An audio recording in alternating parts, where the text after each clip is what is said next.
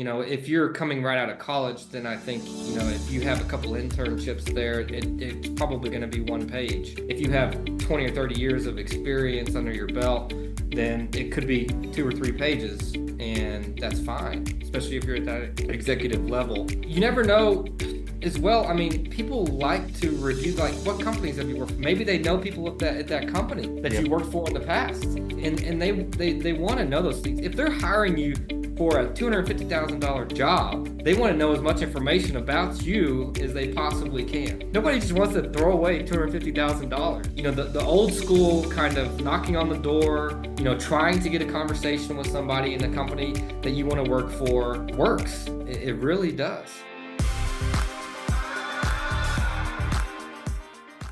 Happy New Year, everybody, and welcome to 2025. I am delighted today to sit down with my guest, David Lorenzen. We have met before. This is the second session we've done. We're going to be talking about principles in recruiting today and how you can maximize your hiring opportunities this year, as also setting your expectations a little bit. The marketplace has changed. You've probably experienced some of that. The last 5 years have been very different to what we knew pre-COVID. We're also going to talk about real estate marketplace today and how you can maximize your opportunities. So if you're somebody who's working in that marketplace, pay careful attention to what we talk about later in the session. But right now, we want to get you hired. We want to get you into your next opportunity. David, welcome. How are you? Good to see you again. I'm doing great, James. Let's dive right in. Let's get these people some information to help them get forward. So we're going to talk about principles of recruiting, and maybe why don't you open up by telling us, what do you think are maybe 2 or 3 criteria to say, hey, look, there's some things that need to be done for you to be attractive to potential employer. What do they look like in today's marketplace? Absolutely. And just to start, just in case nobody, watched the first episode of our 2-part series here, I'm an executive recruiter. I work with a company called South Coast Partners. We've specialized in real estate since 1993. And I've been with the firm since 2014. I just celebrated actually yesterday, 11 years with the firm. But before that, for 2 years, I was doing healthcare recruiting and staffing and back office positions. So I guess I now have, 13 years of lucky 13 years of recruiting experience under my belt. But so some principles of recruiting, if you're a candidate, some really straightforward things that you can do that are really simple that not everybody does. So if you do these things, you're setting yourself up in the top echelon of candidates. Number 1 is to make sure that your resume matches your LinkedIn profile. You want to have the same dates, the same job titles, the same jobs, the same education, certifications, software skills, all of those things. They need to match. Your resume needs to match your LinkedIn profile, because believe it or not, in this day and age, a lot of employers, even owners of the companies, if they're, a mid-size or smaller size company, they're going to look at your LinkedIn profile, even if they have your resume, because it's just kind of human nature. People are curious. You can easily go to LinkedIn, see somebody's picture or their background, or look at what people say about them or what they comment on. So if you have a LinkedIn profile, which I greatly recommend getting a LinkedIn profile if you don't already, make sure that it's updated to match your resume. Because if it mismatches, if there's different dates, if there's different companies, different titles, things like that, then it points out red flags right off the bat. It creates questions of why, what are they hiding, basically. And it creates a level of distrust right off the bat. So that's first simple thing that can be done. And then once you've done that, you want to make sure that the bullet points, and you can put bullet points on LinkedIn. I don't know if everybody knows that or not, but under each job, you can put bullet points, and just like you have on your resume. And so maybe list, 2 or 3 bullet points on your LinkedIn profile that match the resume with quantifiable information, accomplishments. What was your role? Did you supervise staff? How many staff? Did you grow, revenues? By how much? Did you decrease expenses? By how much? Those types of things you can put on your LinkedIn profile. And definitely I would suggest having those on your resume as well. And then make sure that you have an updated picture on your LinkedIn profile, because if they see your picture from 30 years ago and then you go into the interview and like a completely different person, you don't want that to happen either. 3 very simple things that people can do. So I'll recap them really quickly. But before I do that, congratulations on 11 years. I didn't know it was that long. So congratulations on that. Thank you for sharing that Thank with you. us. And I have a couple of questions about the difference between the resume and LinkedIn, and I'll come to those. But what you said is an updated resume that's quantified with bullet points, transfer those bullet points into the profile. There's a couple of things there. I agree with you. I think a lot of LinkedIn profiles don't demonstrate value. So they haven't talked about how much money is being made, how much money is being saved, what levels, what percentages of efficiencies have been introduced to processes. Most companies are looking to do things smarter, faster, easier. If that's what you do, it must be on your resume and your LinkedIn. I think that's really good. And then your last one was to update the picture. Yeah, I was telling you before we came on air about a client of mine who looks like his younger brother is is actually on his profile. So we're updating those things as we go. So here's a question. What do you think about the use of color on a resume and layout on a resume? Because LinkedIn affords you lots of scope to add color because you've got real estate at the top with a banner. Your photo can be colorful. What you're wearing can be colorful. But what do you think about color on the resume? And what about layouts? I'd love to get your perspectives on that. Color on the resume. That's an interesting question. It depends on what your role is, I think.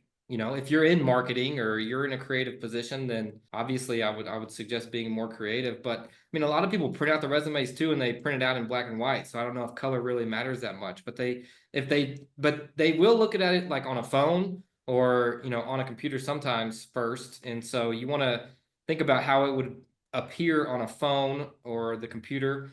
But I don't think color is an issue. Maybe not too much color to where it's not clear what you're trying to highlight. So I hope that answers that question. I don't know. I haven't really thought too Is that much yeah, in it sounds depth like about color on the role resume. dependent. Yeah, I think it's good enough answer. Yeah, I think role dependent. You can have on a creative marketing type role, maybe even a photo on your resume as well if you're in that kind of marketplace. But otherwise, yeah, talking about real estate where you're operating, financial product sales, and maybe even operational roles would be black and white. Maybe some color titles, but that would probably be about it. That's what I'm Right. hearing. Yeah. More because you just said something that I don't know many people think about. Your resume is going to be printed in black and white, highly likely. So when it is, what's that color doing for you at that point? Yeah, I think that's a good enough mention. Yeah, because when you go into the interview, typically, if you're going in for a larger company, then the recruiter will get the resume first and then set up the interview for a hiring manager.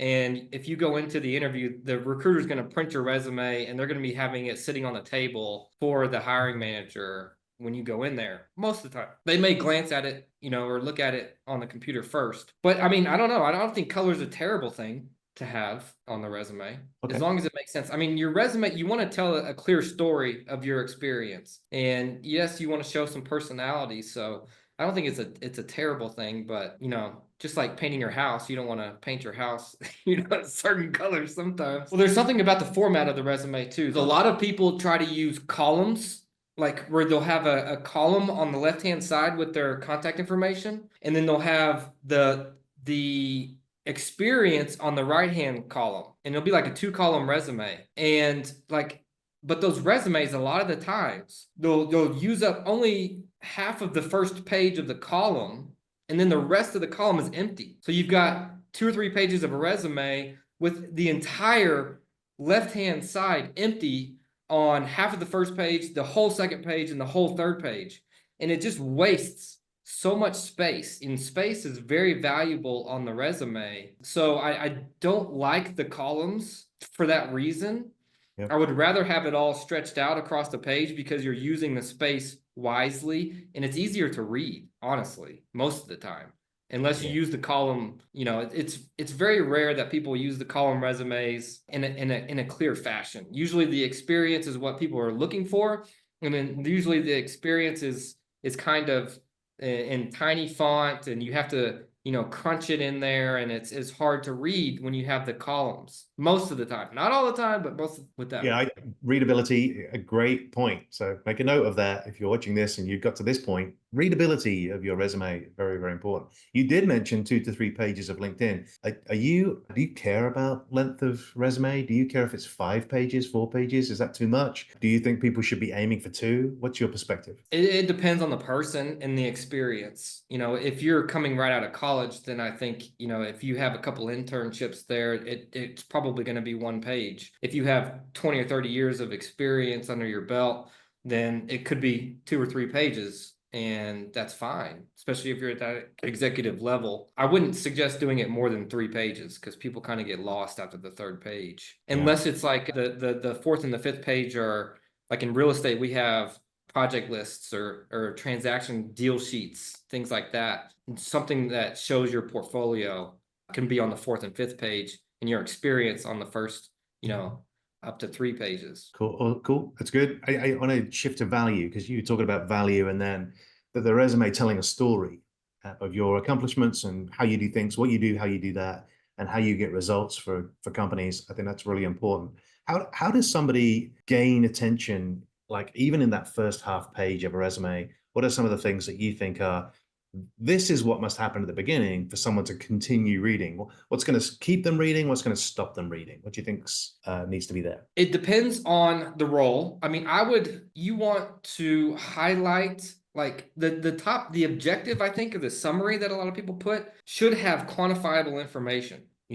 If you're going out for a VP of property management role for 5,000 units, then immediately that hiring manager, that owner wants to see if you're capable of overseeing 5,000 units with 150 employees. So you want the top of that resume, you want that experience to shine right up front to where they'll keep reading. So you want to tailor it to the job, I think, whatever that job is, whatever the goal of that position is, you want to show them that you have the experience to accomplish that goal. And in story, what value, how much storytelling needs to be in the resume? Yeah, the story is the experience of your background, like taking it from the beginning and how you got to where you are now.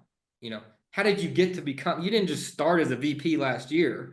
You didn't, in your last role, somebody just didn't hire you for a VP level role just because they liked you most of the time, or unless your name's on the door, But how did you get to that level of where you are? If you're in finance, if you're a CFO, how did you get to be a CFO in your last role? Like they didn't just hire you as a CFO because they liked you. They hired you for a reason in your background, and you started in accounting, and then you moved up to accounting manager, and then controller, and then CFO, or the finance path, or how did you get to where you are? What accomplishments do you have throughout your career? That kind of story, I guess, is more of what I meant by the story. Okay, good. Yeah, I think that's good. That's kind of maybe old school, but I don't see any reason for it not to have changed, right? I think you know my perspective. The sooner we get rid of resumes, the better. I'd love that to be an objective for us to move away from. But I think while we're talking about them, yeah, go on. You never know as well. I mean, people like to review, like, what companies have you worked for? Maybe they know people at that company that you worked for in the past, and they want to know those things. If they're hiring you for a $250,000 job, they want to know as much information about you as they possibly can. Nobody just wants to throw away $250,000, especially these days. So, they want to get information about you and understand you and hire for, the right culture. They don't want to hire somebody and then have them leave within a month because it's not a good fit. Nobody really wants that to happen. Yeah, and that leads me to my next point, really, is this, other than the resume, what are the marketing artifacts or pieces of collateral would somebody have? I get asked a lot about cover letters. I get asked a lot about portfolio documents, biographies that are tailored to projects and things like that. What else do you think goes hand in hand with the resume? I'm not sure about cover letters. That's a hit or miss topic, but portfolio information, like we talked about, especially in real estate, you have transaction lists or project lists. What kind of projects have you worked on in the past? What, you can give a couple lines over each one. Letters of recommendation, if you've got recommendations from former owners or former supervisors, especially, include those. People care more about previous supervisors than they do co-colleagues. So if they are letters of recommendation with the resume, I would suggest they're supervisors or former owners of the company.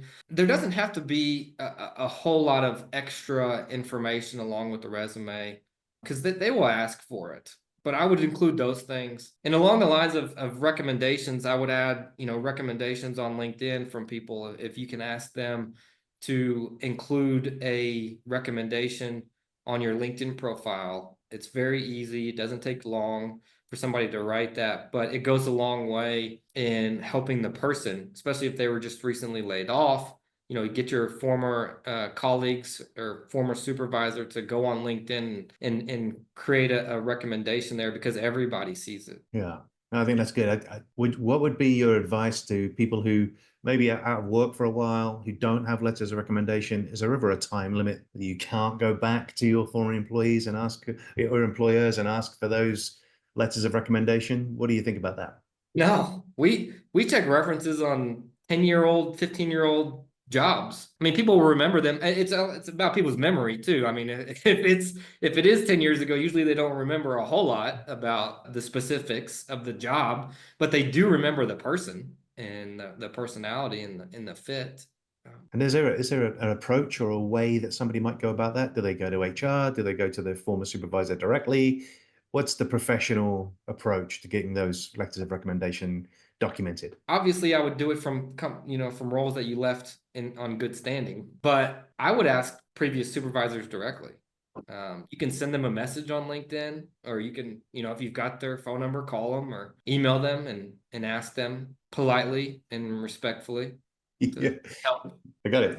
Yes. All right. Well, let's go to maximizing your hiring chances. So if, let's say we're talking to somebody who is either active or passive, in role or out of role right now, is there a checklist of activity that somebody should be thinking about on a daily basis about what are the things that you would recommend would be pertinent or most successful in terms of moving them in the direction of being in a new role? What would that look like? I think that doing the things that we've already talked about, number one, are step number one. Step number two would be looking at the jobs, applying for the jobs on LinkedIn, on every job board that you can find. Go to the company's website, apply there. A lot of people are doing that already. And then I would try to reach out to people directly within the company that you may know, or see if you know anybody that works in that company, and try to talk with somebody personally within the firm that might be able to recommend you to the hiring manager, or put you in contact with whoever the decision maker is for that position. And persistence is the key with that. But I would not hesitate. I mean, I know that this might not be the best advice for a lot of people, or people might not like it, but the old school kind of knocking on the door, trying to get a conversation with somebody in the company that you want to work for works. It really does.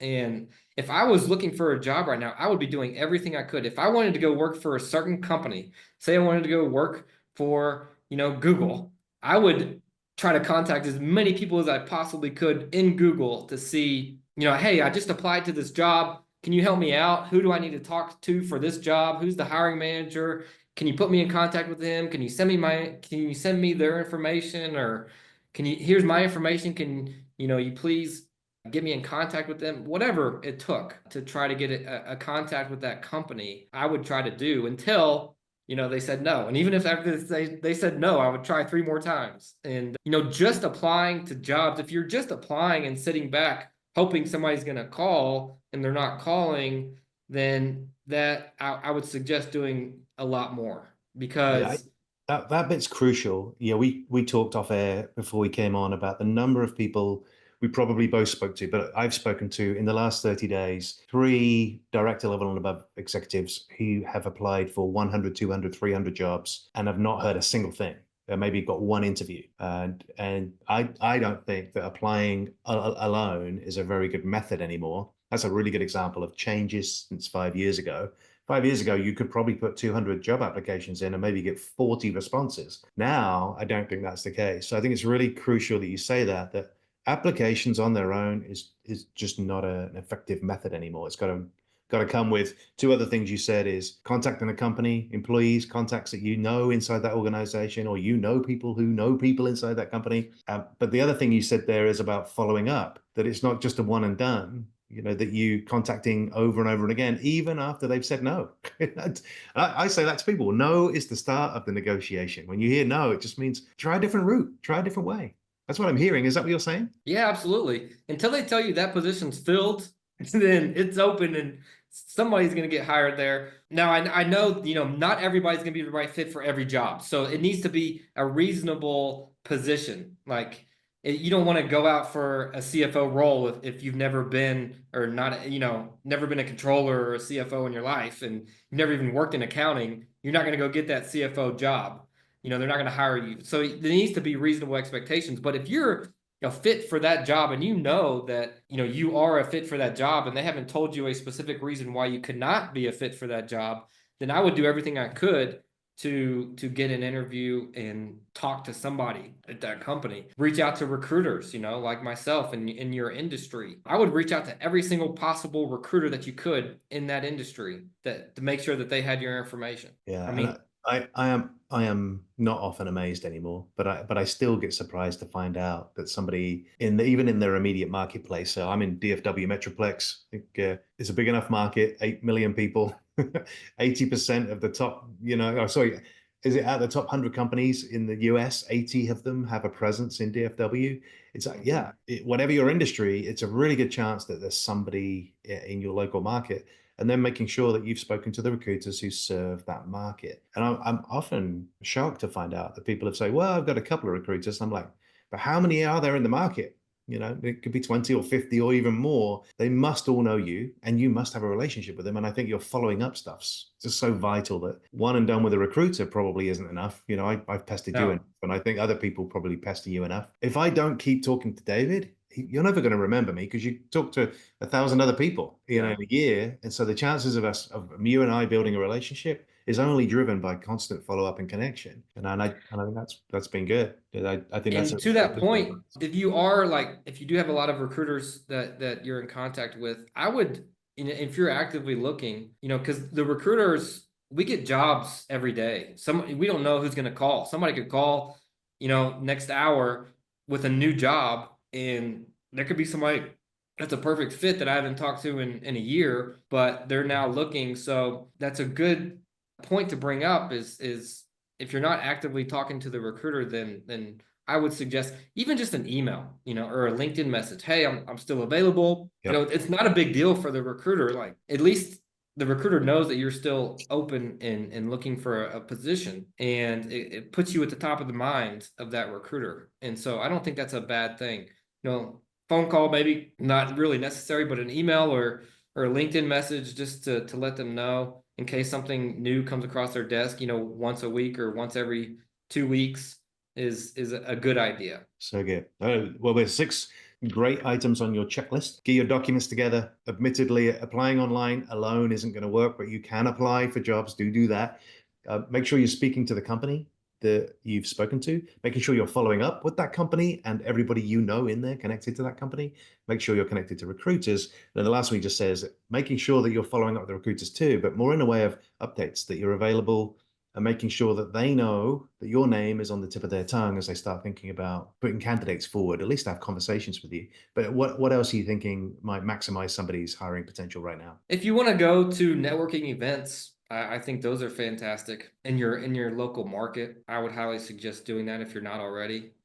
Every industry has networking events all the time. So I would highly suggest doing that if you're not already, or posting more online, commenting on other people's posts in your industry. I think that's a good way to get noticed. I mean, whatever you can do to get noticed. If you're actively looking for a job, I would do it. And this is, a lot of people are on LinkedIn. A lot of people, I don't know, certain industries are better on X. So if your industry is good on X, I would suggest doing that as well, or Twitter. But whatever you can do to get noticed, I would do.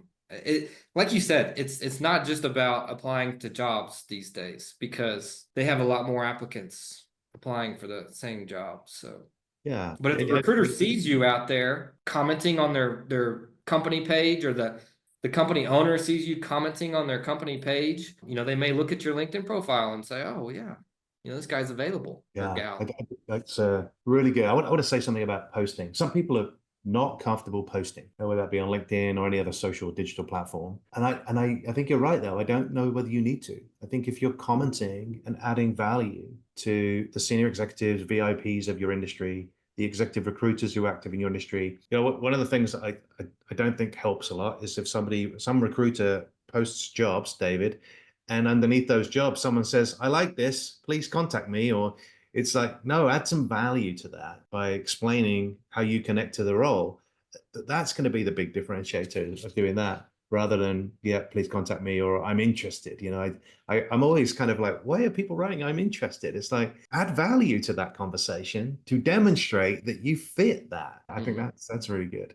All right, well, we got 9 things on our list now. This is a really good checklist. Maybe we'll put these in the show notes below. What else is there on there? Get hired now, maximizing. And then I think we can move on. There's a couple of things you've sparked in my head to ask you about AI and ATS screeners and all kinds of other things.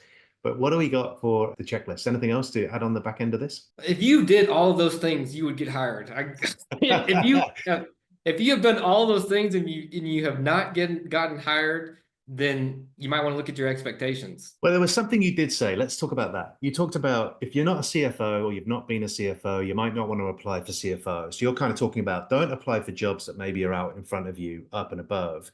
But what I do see people do is settle for jobs that are way below where they are, or at least apply for them. And so a good example is, let's say I have a 200K candidate and they find a job as a manager and that job is 100K. And I ask, why would you apply for that job? So what are your perspectives about not only kind of seeking something aspirational, more ambitious above you, but what about people who are going way below themselves? What do you think about that? And is that a way of getting into the company and then grow within, or what are your perspectives? Should people settle, not settle? That's a really tough question. It really is a person by person type of question because it depends on their situation and how much savings they have or might not have. But what I meant by yes, expectations is I would not settle if you haven't done those things already. It depends on if you've done all of those things we've discussed. If you've done all those things and you still aren't finding a job and it's been 6 months, then that might be a different conversation than somebody that just got laid off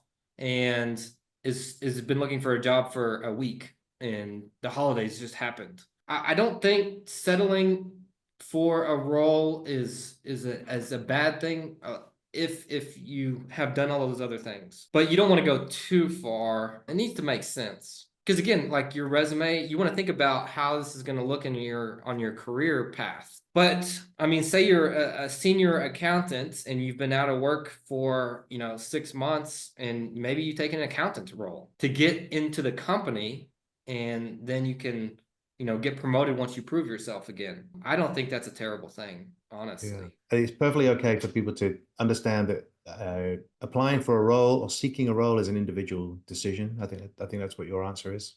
Make it individual, make it to your circumstances, wherever you are at. You make your own decisions. I think intuitively people know what to do. Someone watching this might be thinking about technology, and two that come to mind are AI and ATS in terms of automatic screening technology that's being used on resumes. What are your views on let's do screening on resumes first. Let's do ATS first, and then a software that is looking for keywords and things like that. Tell us a little bit about broad and widespread that it's being used everywhere, or what do you think? Yeah, I definitely don't think it's being used everywhere. I mean, you have to be a massive company for that to be the case. So I don't think the ATS systems are used everywhere for every position, unless it's a massive 2,000 plus employee company. But we do see AIs with chatbots. People are using AI. Candidates are using AI to apply for jobs, and you can download your resume into an AI now, and it can apply to jobs for you, and then it'll apply for 1,000 jobs a day for you if you wanted to. So I think also that on that end, the recruiters are getting bombarded with a ton of resumes, and so your resume might just be getting lost in that herd of people that are applying that might not be qualified for the job.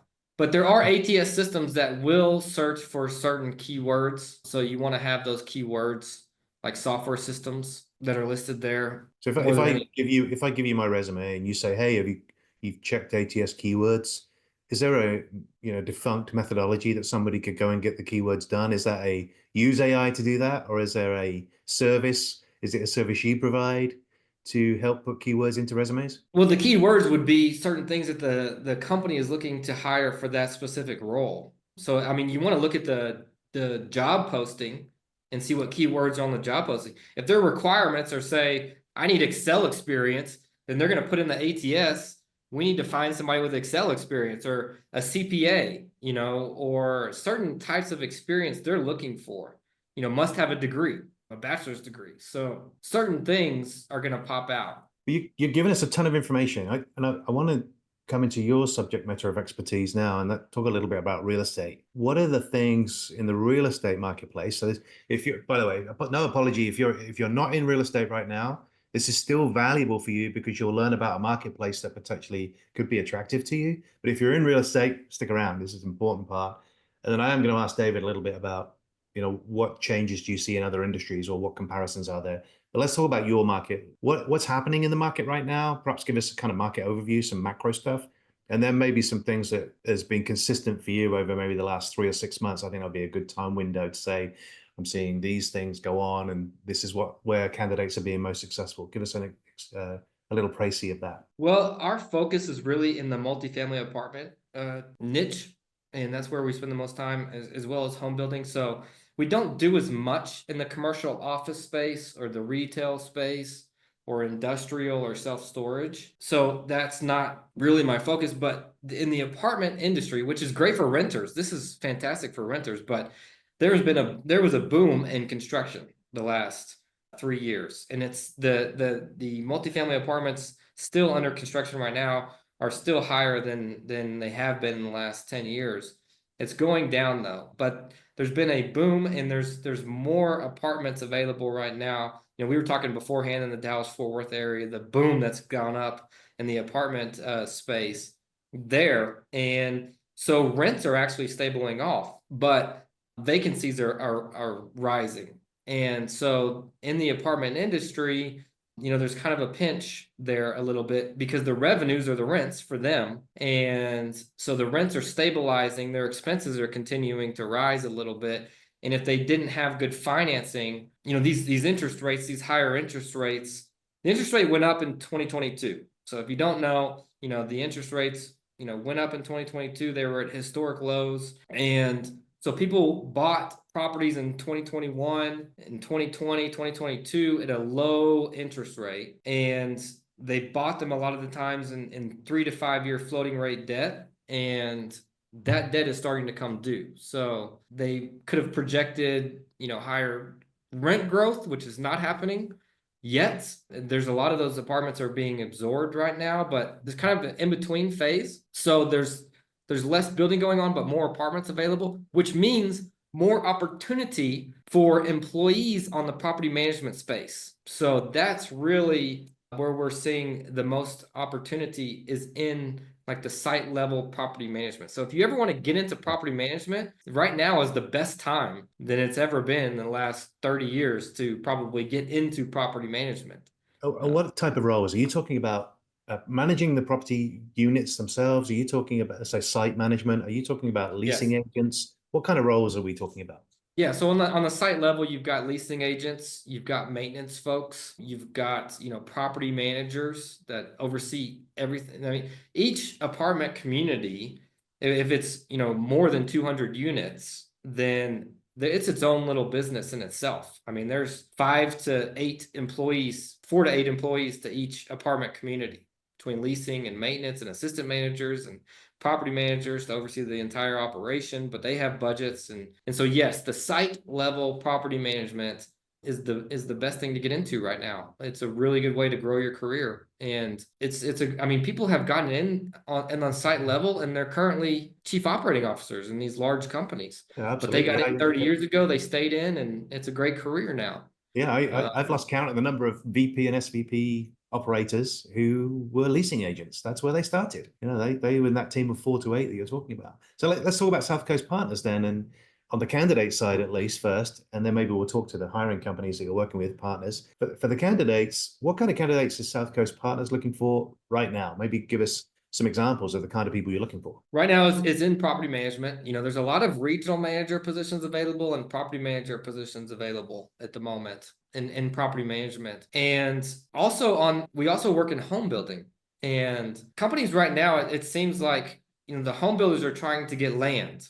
So they're looking for people that can go out and find land deals. So we've got a lot of home builders that right now are looking to get the land acquisition roles filled. And then on the apartment side, and this is pretty much all of commercial real estate too, people are trying to raise capital and get ready and prepared to acquire some of these properties that are going to be on the market. So we're seeing that as well at the moment. But anything on the property manager level, pretty much across the US, people are looking for right now. Awesome. Are you South Coast Partners looking for companies who are hiring these positions? So you're broadening your own portfolio? Yeah. So what does that look like? What would clearly property management, but typically who are like your stellar clients? Maybe paint a picture of kind of what a dream and ideal client partner might look like for you now, somebody to work with, talk to. The ideal, we work with small companies all the way up to the large 5,000 it's companies. a pretty fragmented industry just because of the amount of ownership. Just such a high level of ownership. Yeah. But if people are clear about what they need, if they've been struggling trying to find the right person, or if they have, a lot of the times we work on confidential positions and they're making some changes and they don't want the whole world to know about the changes that they're trying to make and the new people that they're trying to bring in and the specialty that they're looking for. That's when we kind of step in and, we can contact people that are in our network or that might not actively be looking to and discuss the role confidentially with them. So those kinds of situations are where we really thrive. Now you've said that, I want people to be able to reach out to you. So I know you mentioned LinkedIn and South Coast Partners, so perhaps just verbalize for us, which is the preferred route? Is it find you on LinkedIn at David Lorenzen, or is it find you in an email address? I don't know. You tell me. I'm going to give you that option. Whatever people are comfortable with, honestly. Yes, we can connect on LinkedIn, David Lorenzen and South Coast Partners, or you can email me, dlorenzen@southcoastpartners.com or call. I am in the communication business and I would want to talk with as many people as I possibly can, because you never know. Like I said earlier, you never know who's going to call tomorrow with a position that might be perfect for that person. Yeah. But we do specialize in the real estate industry. So, we don't really work in any other industries besides real estate. So no, we could continue. And I did say maybe we would do some comparisons, but for time's sake, I'm actually going to draw close to this because I want those people who got to this point to contact you. So if you're a hiring if you're the company who's doing those, looking for people, David would be a great point of contact for you. But if you're looking for work right now, specifically in multifamily and property management type roles, all of those roles that David described, then do reach out. We got those contacts down below in the show notes. So I think it's really important that you take advantage of this conversation and get yourself into 2025 on the front foot. There's lots of opportunity for you if you're looking in the right place. The last thing I'll say is, in the middle of this, we gave you 10 or 12 activities that you could be doing on a daily basis that are going to make the difference between whether you're staying out of work or you're getting into work. And when you do all those things, David's made a guarantee to you. And I'll back him up. I just say, look, I think if you are doing those things truthfully and you're doing them, from a good place in your heart, I think it's very difficult to stay out of work too long. But if you're not doing them, you know that for yourself.